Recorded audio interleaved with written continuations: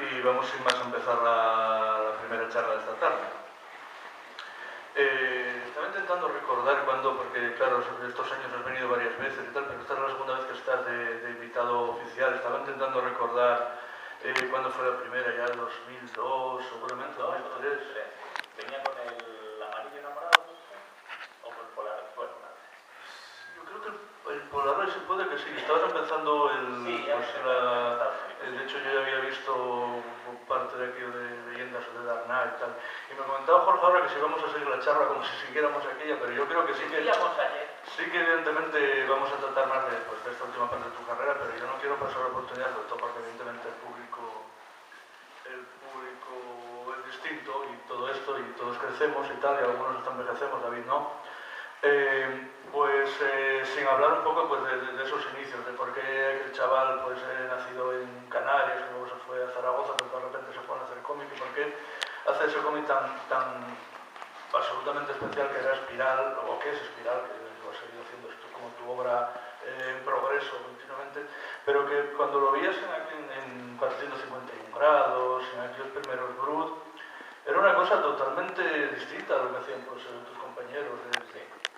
No sé, ¿cómo fue todo eso? Una gran respuesta. Pues yo con el tiempo creo que fue todo por pura ignorancia, o sea, por no saber que las cosas no se pueden hacer.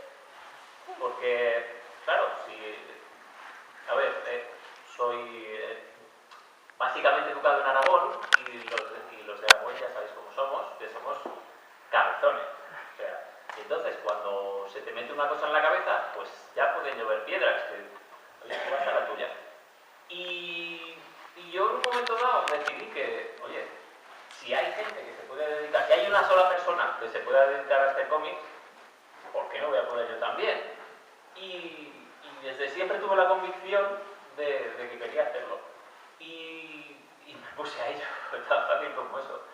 También, dada la situación y es la explicación de por qué mi obra es como es, dada la situación general del mundo del cómic y del mundo del cómic en España, pues como tampoco había una industria así muy fuerte que exigiera algo muy específico, o que vieras que lo que vas a hacer tú se puede convertir en un fenómeno ahí y vivir de ello, porque yo quería hacerlo pero tampoco me lo quería demasiado.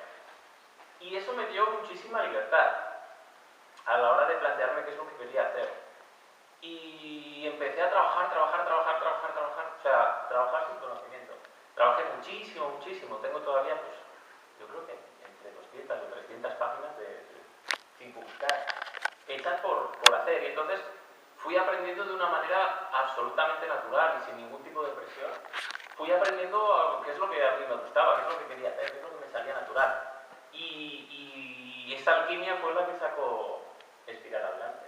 Porque sí, yo tenía mis referentes, y en el fondo cuando sabes mis referentes, Jaime Hernández, la obra de Jaime Hernández, si bien no la había trabajado demasiado, sí que era evidente que me gustaba. Es que de hecho yo la única cosa remotamente parecida que puedo ver a Espiral es el Mechanics de Jaime Hernández. El Mechanics, que tenía un número antiguo del Víbora en el que salía una historia de Mechanics que a mí me fascinaba. Ese era todo el contacto que tenía con Jaime Hernández. Y creo que, sobre todo gráficamente y un poco en el tono, la obra de Jamie Hewlett, esa me llegó muchísimo, porque en el 96 me fui a trabajar a Third a Londres, y en Forbidden Planet era donde compraba yo cómics. Y tenía cómics de Hewlett, ¿cómo se llamaba? THP de Paul Poe, y tenía los primeros números de Body Bags de Jason Pearson, y aparte mis propios referentes estos, ¿no? Y a partir de ahí va haciendo. Además también tuve la suerte de coincidir con una generación de autores zaragozanos de la misma manera en la que yo soy zaragozano, todos foranos. Pues de esa manera coincidí con Jesús Saiz, con Javier Pina, con Fernando Blanco. También en aquella época tenía mucho contacto con Josep Busquets. O sea, éramos unos cuantos allí haciendo bueno, Josep Busquets desde Barcelona, pero bueno, había un ignorante de la vida. Pues, oye, mira, Joy Division está bien.